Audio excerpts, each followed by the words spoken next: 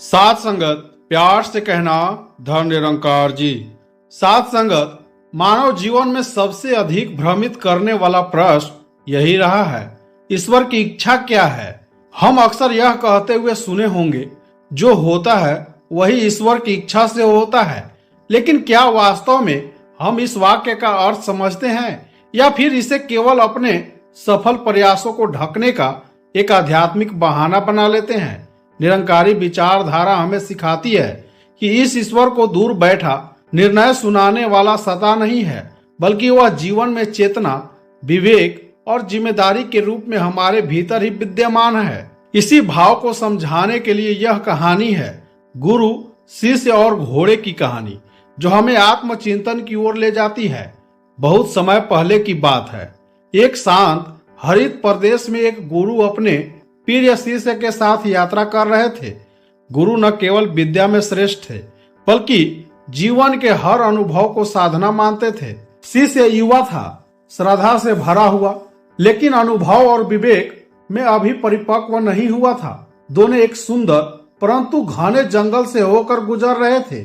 उनके साथ एक घोड़ा भी था, जो न केवल यात्रा का साधना था, बल्कि गुरु शिष्य दोनों के लिए उपयोगी और प्रिय भी। जंगल में चलते हुए गुरु बार बार शिष्य से कहते जाते, वत्स, जीवन में जो कुछ भी तुम्हारे पास है उसे ईश्वर को समर्पित करना सीखो। अपने कर्म, अपने निर्णय, अपनी चिंता सब ईश्वर को अर्पित कर दो। शिष्य हर बार हाथ जोड़कर कहता, गुरुदेव, जैसा आप कहेंगे वैसा ही करूंगा। लेकिन साथ संगत जी, कह देना और कर देना, इन दोनों में बड़ा अंतर होता है।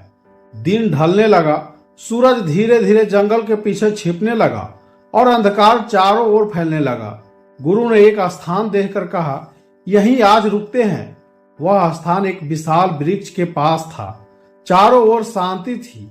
पक्षियों की हल्की आवाजें और हवा की सरसराहट वातावरण को आध्यात्मिक बना रही थी। गुरु ने शिष्य से कहा, वत्स, घोड़े को इस वृक्ष से बांध दो, ताकि रात में वह कहीं चला न जाए।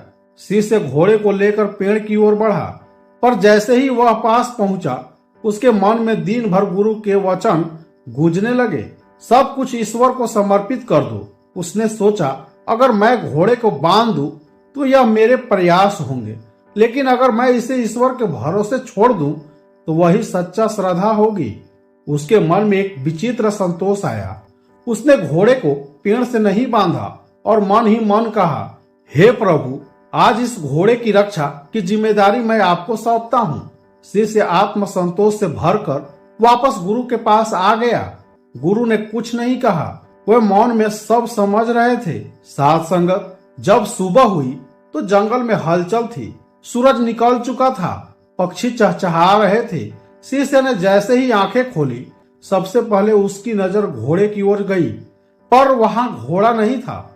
उसका हृदय धड़क उठा। वह इधर उधर दौड़ा, पुकारा, लेकिन घोड़ा कहीं दिखाई नहीं दिया। घबराया हुआ शिष्य गुरु के पास पहुंचा और बोला, गुरुदेव, घोड़ा नहीं रहा। मैंने तो उसकी रक्षा ईश्वर को सौंप दी थी।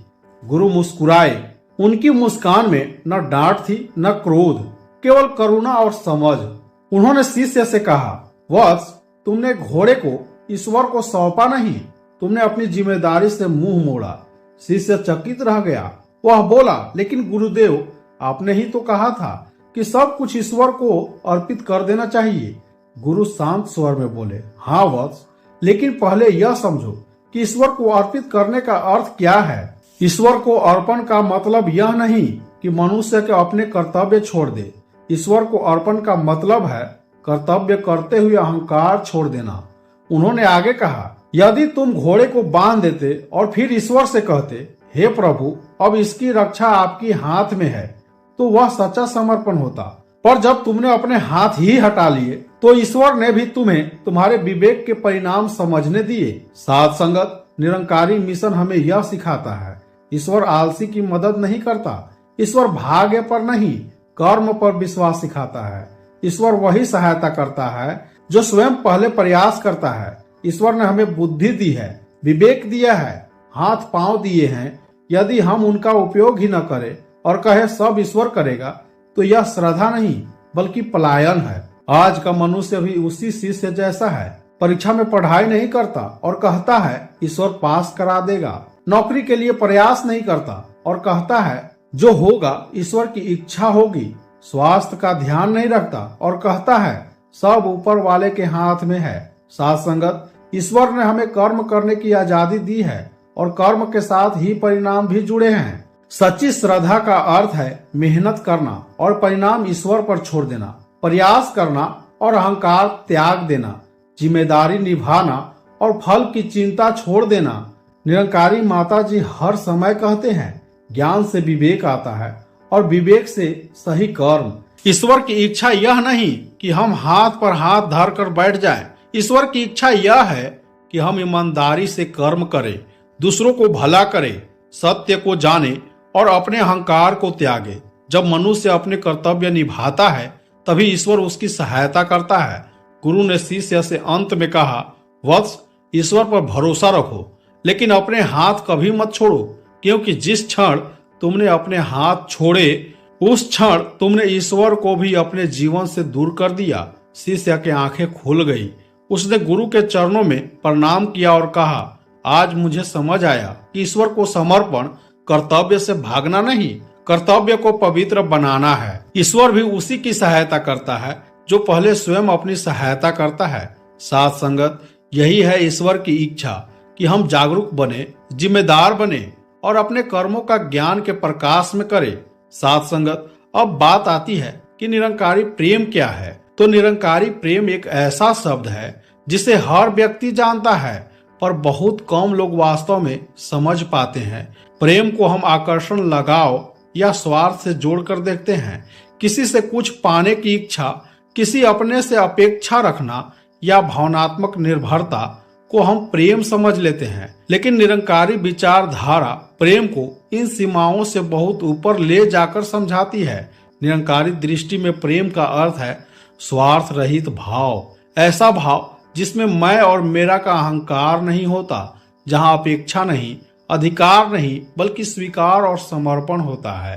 प्रेम वह नहीं है जो शब्दों से जताया जाए, बल्कि वह है जो हमारे व्यवहार, हमारे कर्म और हमारे दृष्टिकोण में स्वतः झलकता है। साथ संगत, प्रेम तभी शुद्ध होता है जब उसमें ज्ञान का प्रकाश होता है। बिना ज्ञान के प्रेम अंधा हो जाता है। जो मोह बन जाता है, मोह हमें बांधता है, जबकि प्रेम हमें मुक्त करता है। मोह कहता है तुम मेरे हो, लेकिन प्रेम कहता है तुम स्वतंत्र हो, जैसे हो वैसे ही स्वीकार हो। यही अंतर निरंकारी विचार में स्पष्ट रूप से समझाया गया है। निरंकारी मिशन सिखाता है कि ईश्वर स्वयं प्रेम का स्वरूप है। जब हम निरंकार को जानते हैं तब प्रेम किसी एक व्यक्ति तक सीमित नहीं रहता, बल्कि संपूर्ण मानवता तक फैल जाता है। तब हमारा प्रेम केवल परिवार, मित्र या अपने लोगों तक नहीं रहता, बल्कि हर उस आत्मा से जुड़ जाता है जिसमें वही एक निरंकार विद्यमान है। प्रेम का सच्चा रूप सेवा में दिखाई देता है। जब हम बिना किसी की प्रशंसा की अपेक्षा के किसी की सहायता करते हैं, किसी दुखी के आंसू पोंछते हैं, किसी भूखे को भोजन देते हैं, वही प्रेम साकार होता है। निरंकारी सेवा इसी प्रेम की अभिव्यक्ति है जहां देने वाला और पाने वाला दोनों ही ईश्वर के समान होते हैं। साथ संगत, प्रेम कभी शोर नहीं मचाता, वह दिखावे का मोहताज नहीं होता। प्रेम शांत होता है, सहनशील होता है और क्षमाशील होता है। जहां क्रोध, ईर्ष्या और द्वेष है वहां प्रेम टिक नहीं सकता। इसलिए निरंकारी विचार हमें पहले अपने भीतर प्रेम जागृत करने की प्रेरणा देता है और अंततः प्रेम कोई पाने की वस्तु नहीं बल्कि होने की अवस्था है। जब मनुष्य अहंकार छोड़ देता है तब प्रेम स्वतः प्रकट हो जाता है। यही सच्चा निरंकारी प्रेम है जो जोड़ता है, उठाता है और मानव को मानव से तथा मानव को ईश्वर से जोड़ देता है। साथ संगत, प्रेम से कहना, धन निरंकार जी।